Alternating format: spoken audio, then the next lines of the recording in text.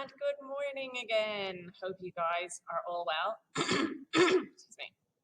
I hope you've had a nice morning writing about your pets and giving me some facts and information all about your pets this morning. I wonder, did you remember to use some adjectives or what we call describing words or interesting words in your writing? Maybe I think about, did you use some and could you go back and put some in at some point? But moving on to maths. Mrs. Higgins is just utterly fascinated by animals. Everywhere in the world, there's interesting animals. I've written here that the animal I'd like to have as a pet, if I could, would be a sloth, because I just think they're fascinating. we saw them in the wild in Costa Rica a few years ago, and they're just beautiful. So I wonder, could I manage to keep one? I'm pretty sure my husband and children would notice if I snuck one into the house. Also, where would I find one, to be fair? So it'll just remain a fantasy for the moment. But today we're going to have a look at some symbols that we use in maths. And these are symbols that I remember learning when I was your age. And they are the greater than, less than, and equal to symbol. So if you have a look at this video when you get a chance, you'll find out some information about how we use them and when we use them.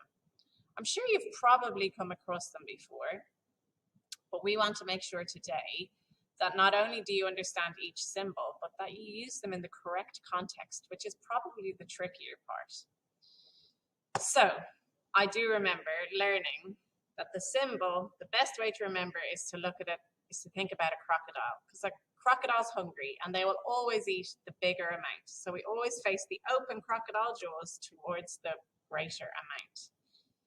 Then we need to remember, do we use the words less than or greater than? And I always remember, if the smaller digit comes first, if the smaller number comes first, the crocodile jaws face towards the big one, and the smaller digit is less than the greater digit. And if the greater digit comes first, the crocodile jaws face towards it, and the bigger number is greater than the smaller number.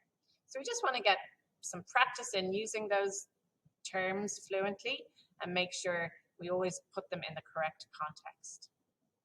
So I have pulled together some of the animals of Borneo. Amazing, right? I wonder if any of you have seen any or all of these animals while you've been here in Brunei. You can tell me all about that if in a video perhaps, or maybe when we meet down the line.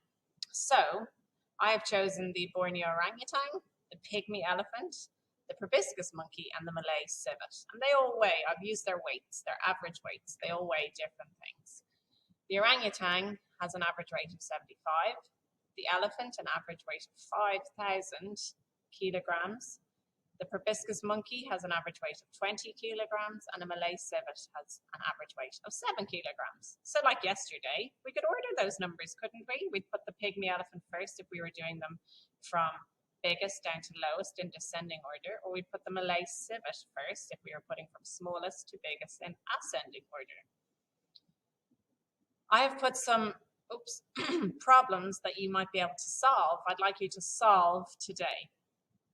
And I need you to use the correct symbol. And then I want you to say out loud the correct number sentence, okay? So I will help you with number one. We'll work through number one together. One Borneo orangutan. So I need to go up here and remember, oh yeah, a Borneo orangutan weighs 75 kilograms. And then we have one pygmy elephant. I think we know in our heads probably that an elephant is definitely going to weigh more than an orangutan. But we can see up here that an elephant weighs 5,000 kilograms. So the crocodile wants to eat the heavier weight, the bigger number. So we're going to face the crocodile towards the pygmy elephant. And then we need to read it. We need to say that one Borneo orangutan is less than one pygmy elephant. Okay?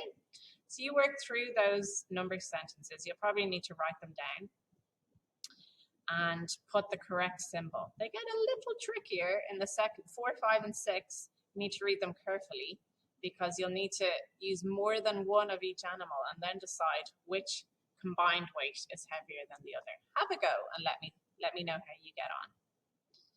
Maybe you could go away and come up with your own number sentence for Mrs. Higgins to solve. I'd like that. That would be interesting. I hope I get them right. So you can then come onto this slide, listen to the greater than, less than, and equal to song, which might help you remember how to keep the terminology correct in your head. And then you can have a go at this game. The game uses quantities that are small, and they will be easy for you to know off the top of your head which is bigger and less than. You won't need to think about it. But what I want you to focus on is not only getting the correct symbol, but then reading the number sentence correctly, so that we always use the words greater than and less than in the right order. Okay, boys and girls, I hope you have a lovely morning. I can't wait to see all your work. Bye.